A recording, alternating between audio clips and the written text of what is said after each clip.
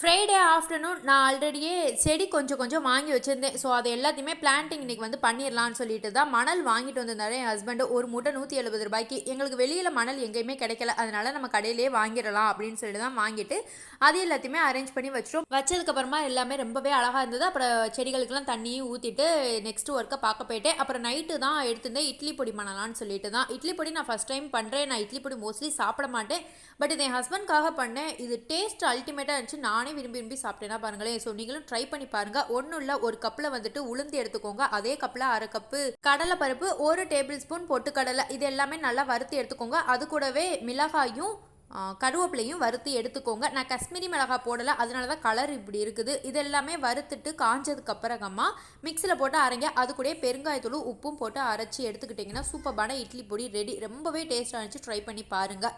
நாளைக்கு ஒரு மினி விலாகில் நம்ம பார்க்கலாம். பாய்.